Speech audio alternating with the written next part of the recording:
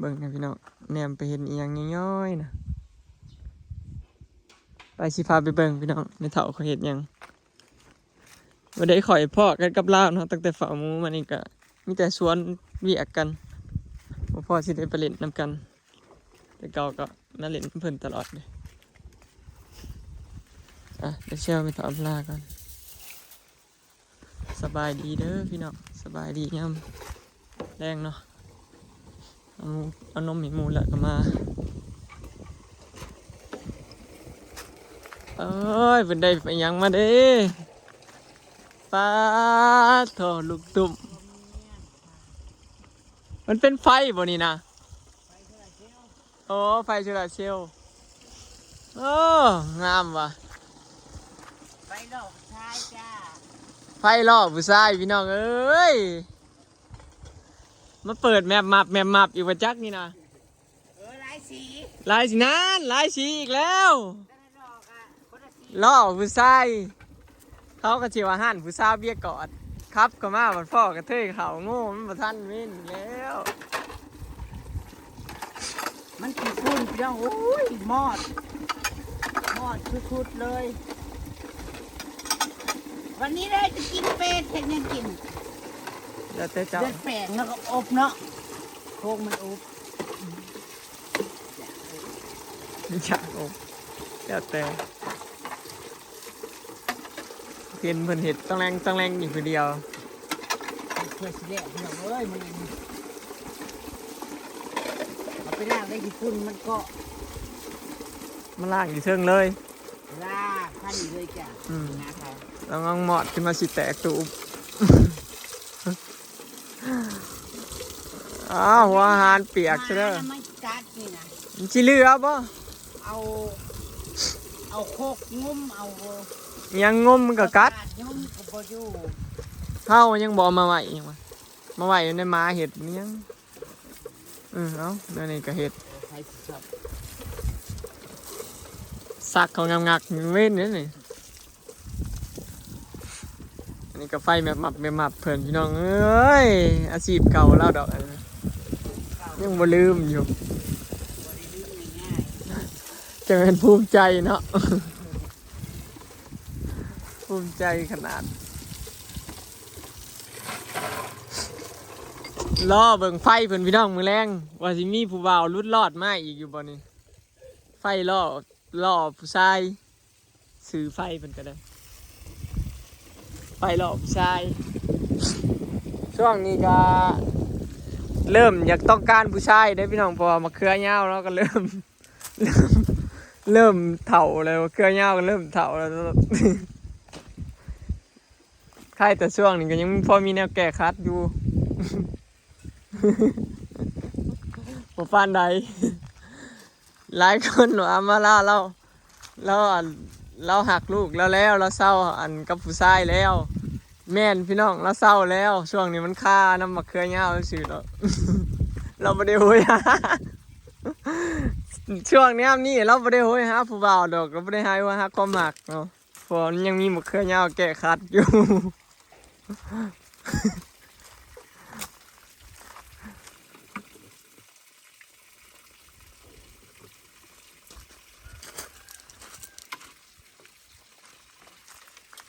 อกเฮาเอ้ยเว้นบ่เพลงเอามาละอกเฮาเอ้ยอย่าไปหวังเขาเลยเฮามันเชยไหลค่าเฮาอีกาตับต้อยบ่ค่อยได้คู่หงเพลงเลาะเรียบส่งไปตามทงหากินใจสวินเบาคู่สิซ้ำได้เดนี่ดำขี้ลีสาวนาคือพี่เหมือนนั่นเลยเนาะเพลงมันเป็นตาหวยเดี๋ยวพี่น้องเลยFC มีคนว่าอันนั้นมันไม่ตรงกับเพลงเนี่ยตาหัวข่อย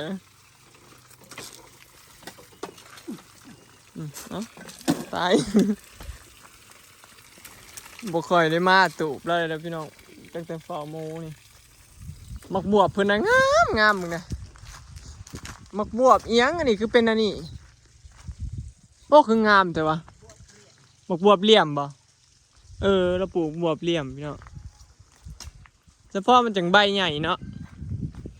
ของเรางามเด้พี่น้องใบใหญ่มุกบวบเหลี่ยมอุโมงค์เพิ่นก็เริ่มบังแดดเลยเด้งามงามสุดยอดเลยอุโมงค์แกสวยงามมากสรุปมื้อแรงเพิ่นสิกินเป็ดพี่น้องไปหาเลาะซื้อเป็ดมาเห็ดอบเป็ดคันอบเป็ดให้แม่ลิเทศ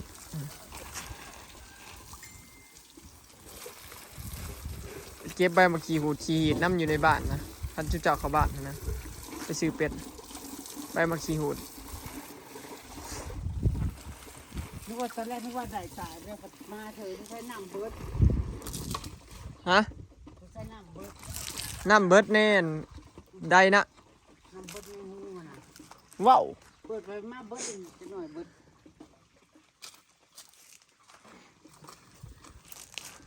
เปิดดีๆเลยกับบอกี่บ่มีการล้างตู้เตรียมสถานที่พี่น้อง เรียบร้อย มันแรงแล้วที่เปิดไฟรอผู้เบา ทำแล้วมันอัตโนมัติอีก โอ้โหเอาเฮ็ด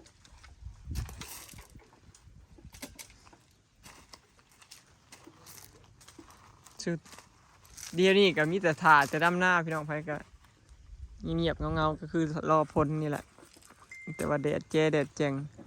เมื่อคืนนี่ฝนตกเด้ตกประมาณเที่ยงคืนนี่แหละมาบาทหนึ่งจากมาบาทหนึ่งแล้วก็ตกบ่แห้งมาบาทหนึ่งแล้วกับเมื่อแล้วก็แล้วเลยบัดนี้มันตกแบบนี้2 มื้อเลยตกช่วงเดึกประมาณเที่ยงคืนตี 1แล้วก็แล้วตกแบบค่อยๆนะพี่น้องบ่เฮิงพร้อมแป๊บเดียวแล้วเลยไป ติดหน่อยเบากูเป็นเงินกระภาพกะเสือตัวใหญ่ตัว3 โลอ่ะ ไผเป็นเจ้าภาพ พี่นนท์ ว้าวเอาเป็ดตัว3 โลมันสิบ่ซักจันนูบ่ อย่าไปเอาได้เป็ดผูมาบอกเลยว่าเหนียวปันซักจันนูพุ่นละหนังเหนียวพันบ่เข้า ติดตัวเหนียวเนาะ แม่นเหนียวแน่นอนนะเป็ดผูใหญ่มันสิไปเลยพี่น้องถ้าเป็ดแม่น่ะได้อยู่คันเป็ดอายุอ่อนเป็ดผูก็คันอายุอ่อนก็ได้อยู่แต่ว่าส่วนหลายมันก็มีโตอายุแก่แหละเป็ดผูมันอยากนั้นน่ะเพิ่นยังอยู่เนาะบ่ได้ย่างมาเล่นพี่ตะเฮิงบ่ได้มาเบิ่งนี่พี่น้องเฮิงเลยเด้อบ่ว่าย่างตั้งแต่หมู่นี่ก็บ่ได้มา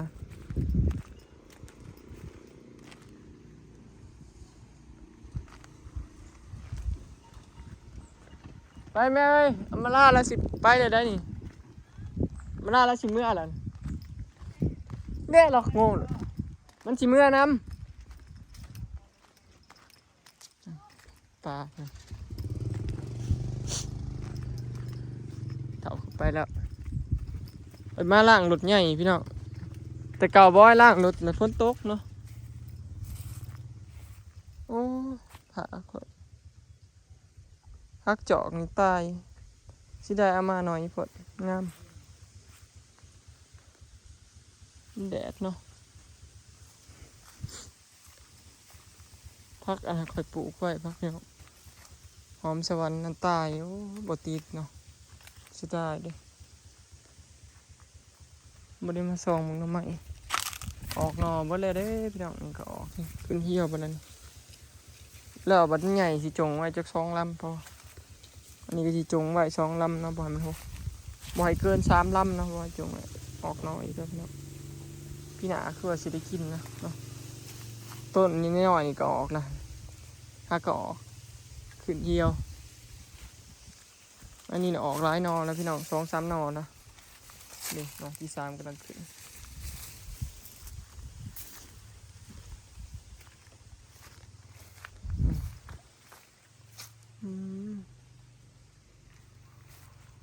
ตัวนี้ก็ออกหลายลำเลยได้ออกเป็น3 ลำเลยอันนี้ก็ห้าก็ออกใหม่ได้พี่น้อง3 หน่อนะ ใกล้แล้วเนาะบอยปลูกหลายอย่างอยู่พี่น้องมะม่วงชอบปลูกแล้วมะพร้าวน้ำหอมเลยคลองบอยก็โยดคือกัดโยดคือพืชพวกแต่ว่ามันค่าผ่าจองไว้สินะครับต้นชมต้นยังก่อนลืมนะต้นยังนี่ต้นชมพู่นี่เป็นอาหารแมงใหม่เลยเกิดออกยังงามใดหนึ่งแมงใหม่มากินบัดพี่น้อง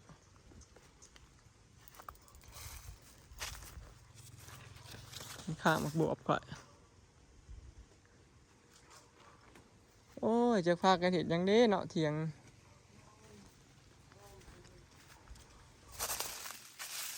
พากันนอนกองกันอยู่บ้านพี่น้องแดดนอนถาฝนไปกะนอนถาฝนกันจักไปทางใดขอก็เลยเอารถใหญ่มาล่างแต่เก่าล่างแล้วปุ๊บฝนตกรถ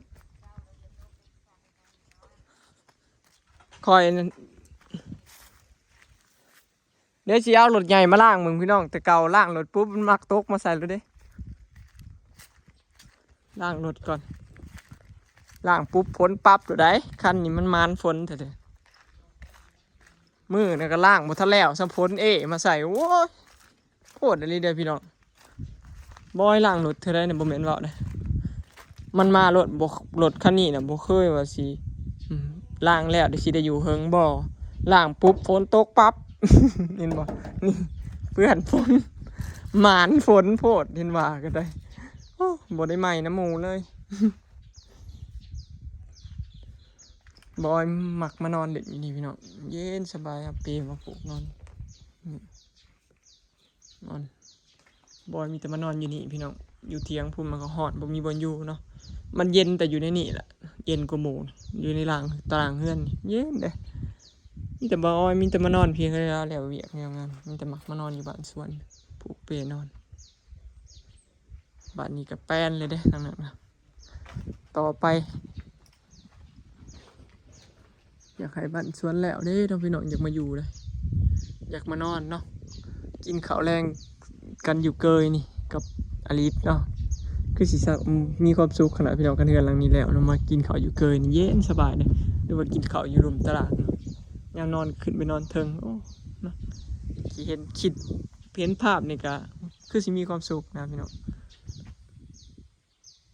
คลิปนี้ก็สิขอเก็บภาพบรรยากาศในซ้ำนี้เด้อเนาะพี่น้องได้ยินบอกพี่น้องเสียงลมอยู่ตาราง